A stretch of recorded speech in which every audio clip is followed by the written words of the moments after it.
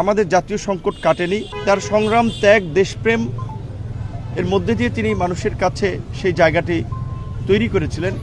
তার এই মৃত্যুতে শুধুমাত্র রাজনৈতিক অঙ্গন নয়, জাতীয় পর্যায়ে একটা বড় ধরনের ক্ষতি হয়ে গেছে, যে ক্ষতি অপূরণীয়। খালেদা জিয়া আসলে একটি ঐক্যের প্রতীক হয়ে উঠেছিলেন। আপোষহীন এবং দেশপ্রেমের একটি উজ্জ্বল নক্ষত্র বেগম খালেদা জিয়া সামরিক স্বৈরাচার বিরোধী আন্দোলন থেকে শুরু করে দেশের গণতন্ত্র যখনই সংকটে পড়েছে, তার একটা সাহসী সংগ্রাম এবং দৃঢ়চেতা মনোভাব আমরা দেখেছি। আজকে 2024 পরবর্তী যে নতুন বাংলাদেশ, এই বাংলাদেশের এই জায়গায় নিয়ে আসার জন্য যে রাজনৈতিক দলগুলোর যে ঐক্যবদ্ধ সংগ্রাম, তিনি জেলের ভিতরে থেকে বাইরে থেকে তিনি এই রাজনৈতিক দলসমূহকে, এই জাতিকে ঐক্যবদ্ধ করেছিলেন, যার ফলেই কিন্তু এই 24শে জুলাই গণ অভ্যুত্থানের মধ্যে দিয়ে আজকের একটি নতুন পরিবেশ আমরা দেখতে পাচ্ছি। আমরা মনে করি যে আমাদের জাতীয় সংকট কাটেনি।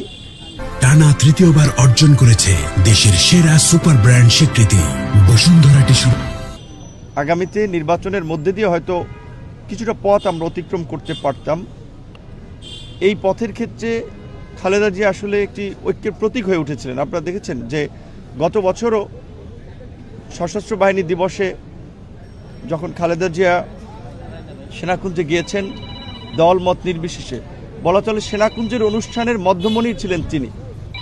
কারণ তিনি তার সংগ্রাম, ত্যাগ, দেশপ্রেম এর মধ্যে দিয়ে তিনি মানুষের কাছে সেই জায়গাটি তৈরি করেছিলেন। তার এই মৃত্যুতে শুধুমাত্র রাজনৈতিক অঙ্গন নয়, জাতীয় পর্যায়ে একটা বড় ধরনের ক্ষতি হয়ে গেছে, যে ক্ষতি অপূরণীয়। আমরা সকলেই তার আত্মার মাগফিরাত কামনা করি, তার জন্য দোয়া করি। আগামীকালকে বাদ জহুর যে তার জানাজা হবে সংসদ ভবনের দক্ষিণ প্লাজায়, যারা পারবেন সেখানে অংশ নেবেন এবং গোটা দেশবাসীকেই আমরা দোয়া করার আহ্বান জানাই।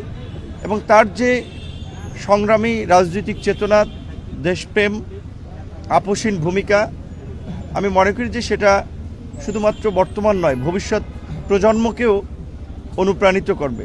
একজন রাজনৈতিক কর্মীর জন্য অবশ্যই খালেদা জিয়ার জীবন একটা অনুকরণীয়, অনুসরণীয়। আমরা বিশেষ করে তরুণ প্রজন্ম যারা খালেদা জিয়াকে কাছ থেকে দেখার সুযোগ পায় নাই, জানার সুযোগ পায় নাই, তারা জানবে ভবিষ্যতে তার মতো সংগ্রামী, দেশপ্রেমিক মনোভাব নিয়ে দেশের জন্য কাজ করবে। সেটাই হবে খালেদা জিয়ার প্রতি আমাদের সকলের সম্মান প্রদর্শন।